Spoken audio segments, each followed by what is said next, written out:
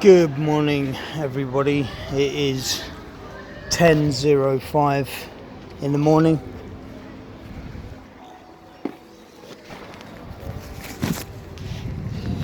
And I'm in Hammersmith.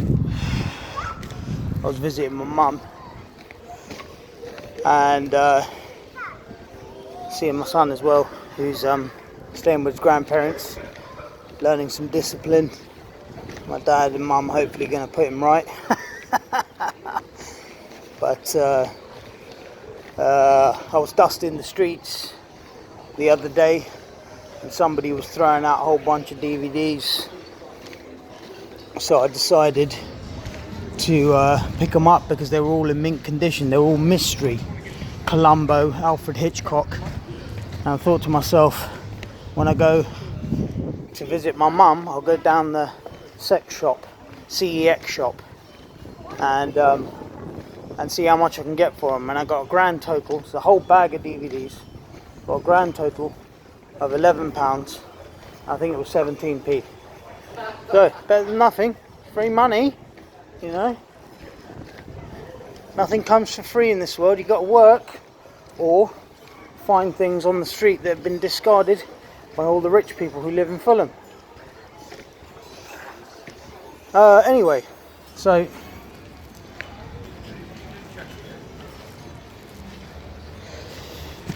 I was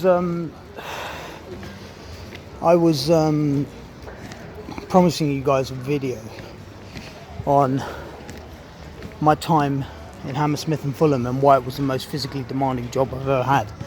And truth be told, after COVID, when I was during lockdown, during COVID, there was a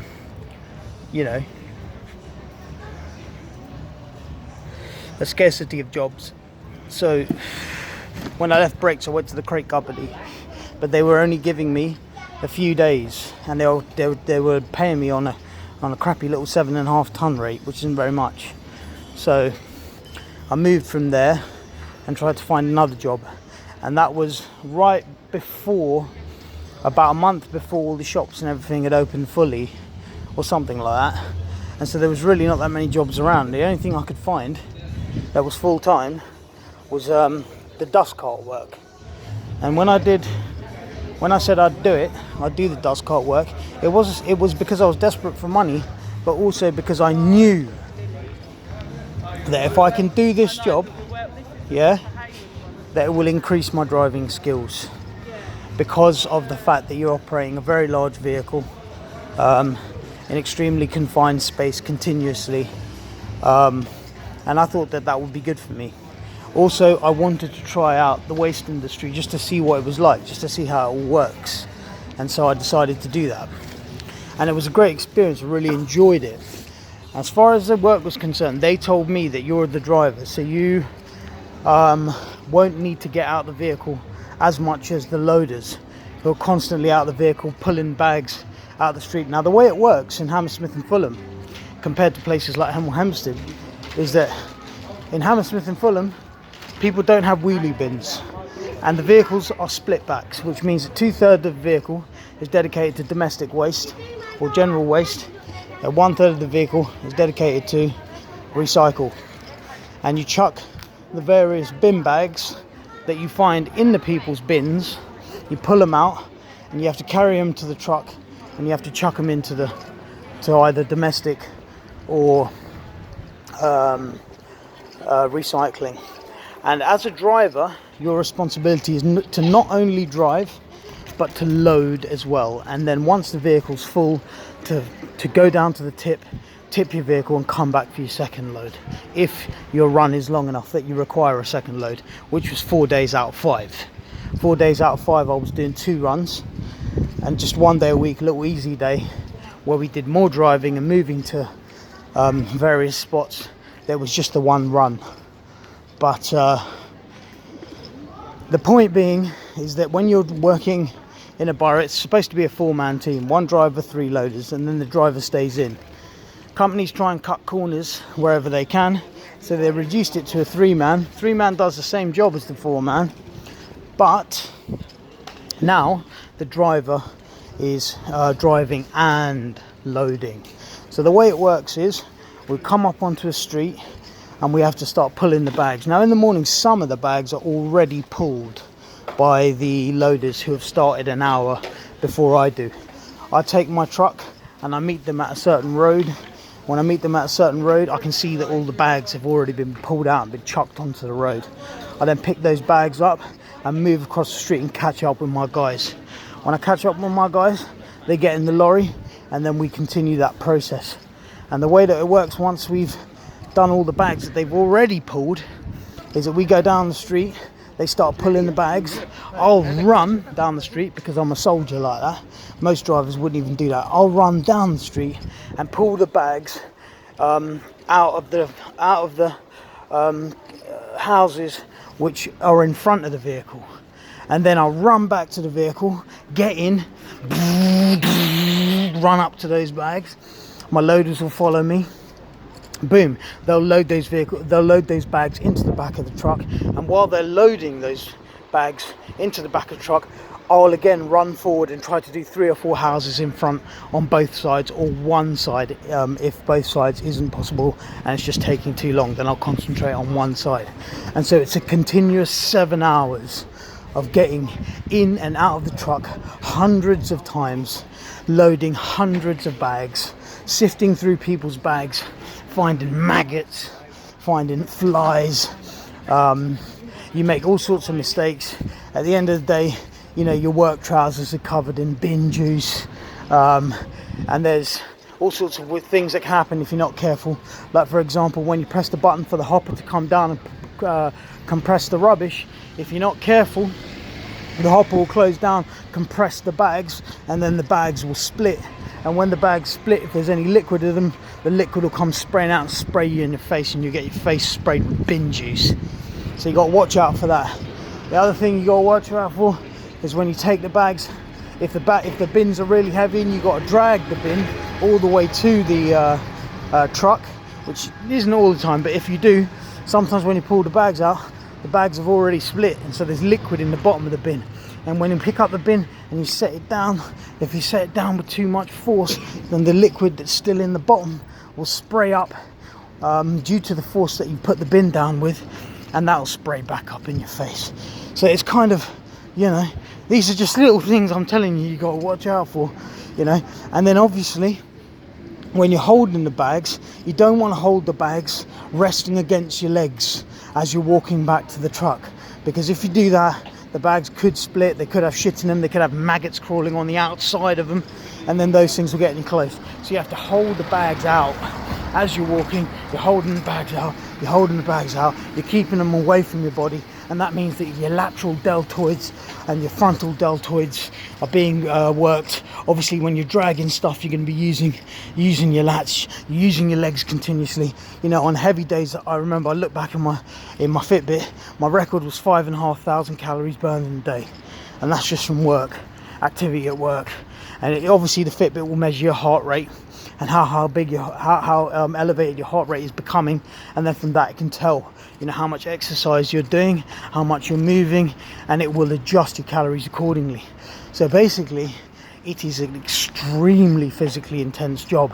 Getting in and out of the truck, the driver's job is even harder than the loader's job, because the loaders don't have any responsibility of the vehicles or anything else around them.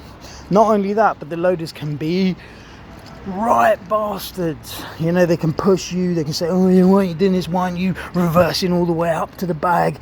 And I was working with the biggest cunt named Wesley, and Black Geezer, and he was complaining all the time about everything, just complaining all the time. And it's just a nightmare working with that guy, I tell you. Miserable beyond belief.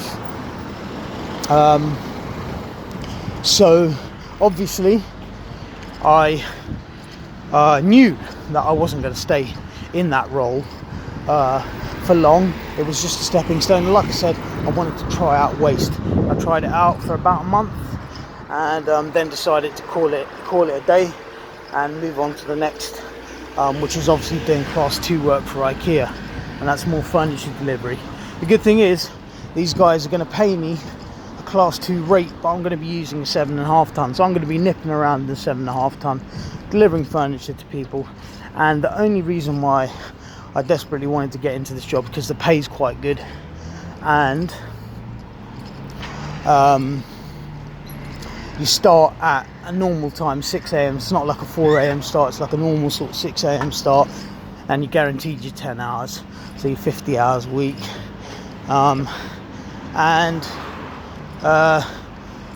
The other main reason is because the company that does the logistics, the third-party logistics for IKEA, is called Wincanton, and they have contracts in defence, they have contracts in food, they have contracts in furniture and all that sort of stuff, and the idea is hopefully to transfer within.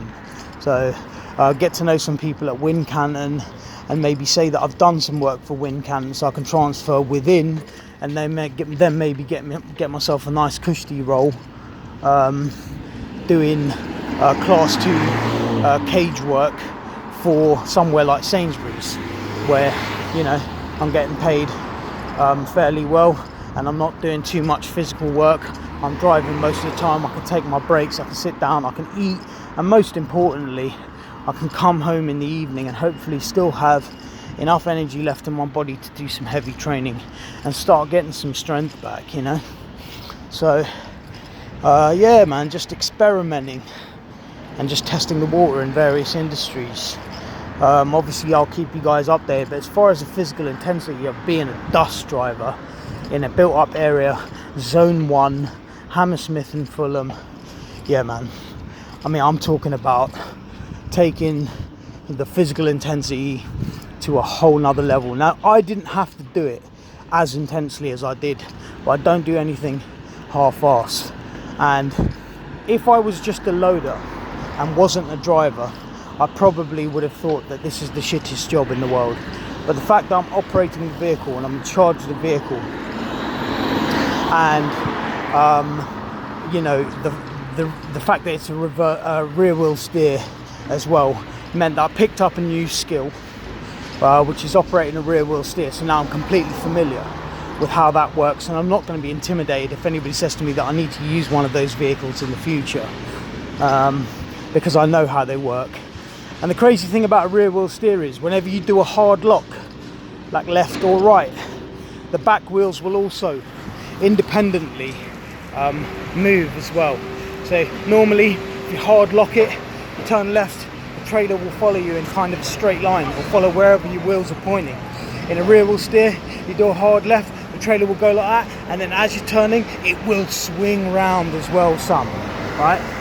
And when it swings round, that obviously means that if you're too close to something and you ain't accounted for that swing as you're moving, you're drifting round, you can hit something. And it's an extremely strange feeling when you're going fast as well, because the rear wheel steer kicks in at about a quarter turn.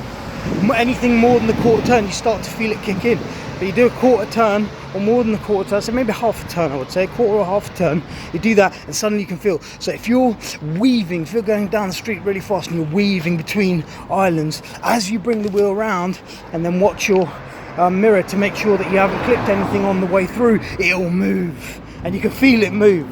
And when you're at speed, it feels like you're skidding, but you're not. It's just the way the vehicle's moving. So yeah, really interesting, man, and picked up that skill. The other thing about loading, like I said, you're with your loaders, and the other thing about this job is that when you're doing that type of work, 7 hours, continuously picking up bags, continuously throwing them into the truck, throwing them onto the road, then throwing them into the truck, you're doing basically almost as much work as the loaders, right? Almost as much work as the loaders, plus driving.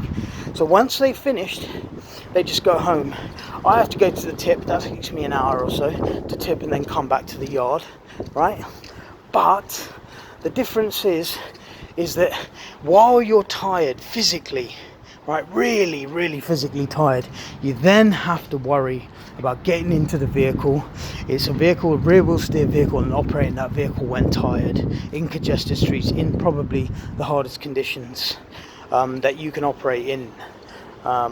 which is, you know, somewhere like Hammersmith and Fulham, the only thing that makes it somewhat tolerable is the fact that we start extremely early when the streets are empty, so you don't have to worry too much about traffic. That I'll give you that. Don't have to worry about too much about traffic. But as far as how good I got and why I became such a good driver from doing a month on the dust, is because the speed at which we work. You know what I'm saying? Out there, boom, throw the bags, whack, whack, whack, throw the bags out onto the street, run back to the truck, get back in,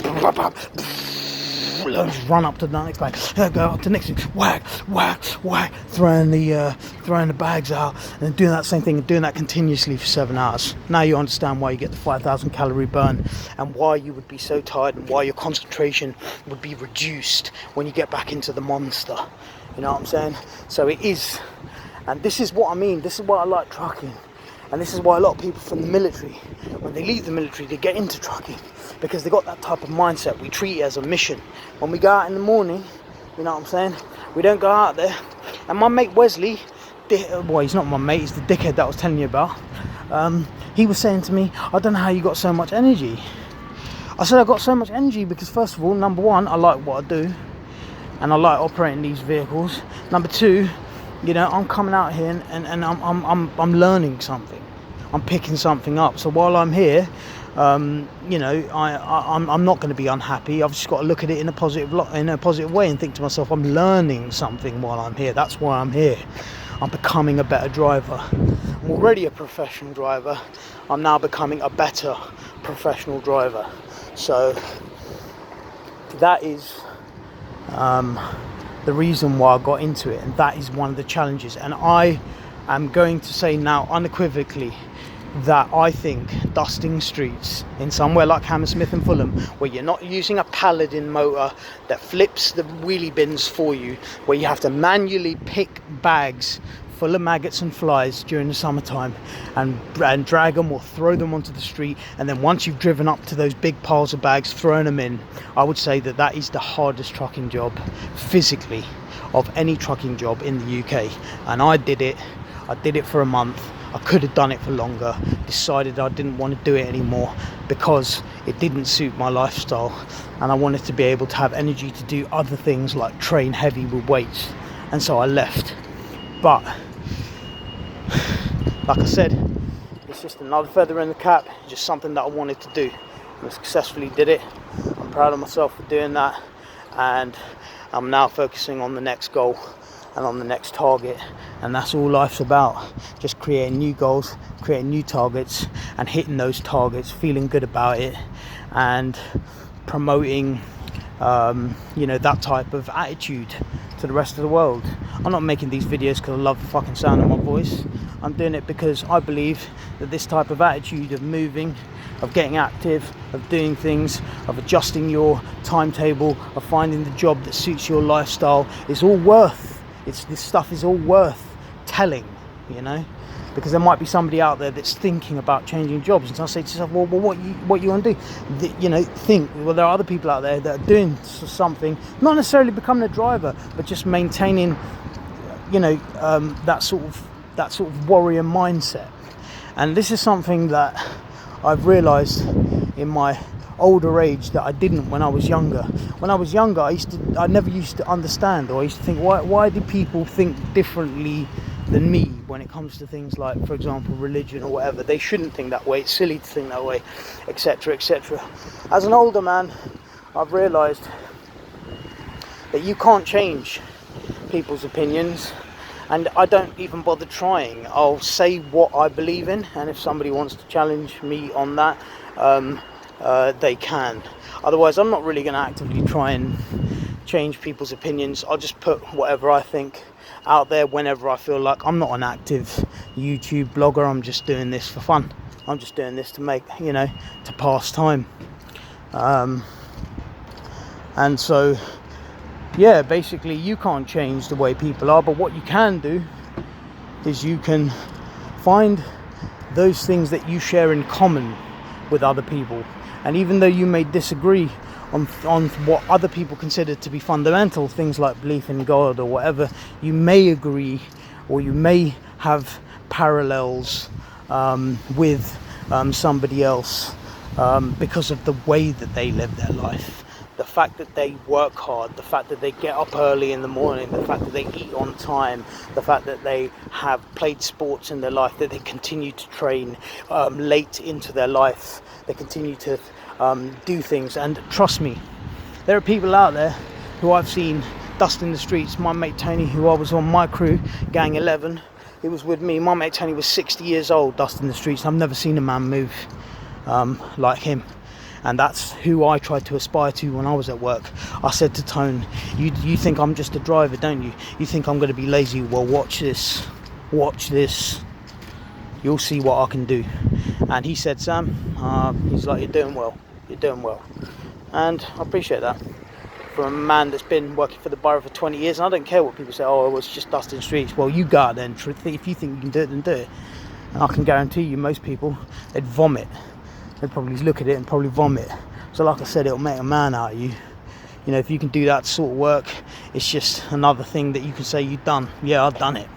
And I it didn't affect me. I could have done it for longer, just chose not to because I don't need to, right? If you don't have any other skills and you like the hours, which is the reason why a lot of people do the dust, is because they've got the houses are paid for, they like the hours. They may have started with the Borough ages ago when it was better and you were getting paid over $2,000, you know, just to dust the streets. You know, you've worked yourself up to over $2,000 and you get off at 11, go see your kids, go do whatever you want. Your wife might work full time, house is paid for, so you've got 2 incomes, you're getting off at 11, not bad, you know. Some people haven't got aspirations to be a millionaire. Some people just want to live simple, live healthy, and they need a certain amount of money to do the things that they need to do, and that's it. You know, and that's fine. I respect that. So like I said, you'll find warriors, you know, in the trucking industry, people that take this job extremely seriously and that who do class 2 work with the passion that I'm not only going to do the drive, but I'm going to do the physical, and I'm going to get the physical done, and I'm going to do that combo. I'm going to make that combo a success. And that's what a man would do, in my opinion. So I look up to the truckers who I see, you know, who are making that work ethic a part of their daily existence, and they're taking their job seriously. And it's for me, it's a military operation. I go out there in the morning, and I go out there, and I don't care what I come across. I don't care what I see. I don't care who annoys me.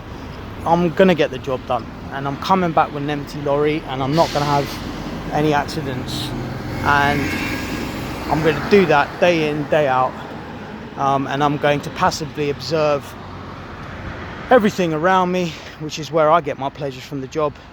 It's just going around everywhere, seeing things, you know, constantly be on the move, constantly seeing different parts of our city and seeing different things, different establishments, different streets, and different maneuvers, constantly being challenged spatially, being challenged optically, being challenged distance-wise, being challenged speed-wise, being challenged in your spatial awareness of objects around you and where they are and where your vehicle is positioned within those objects, so that you can make the best possible maneuver.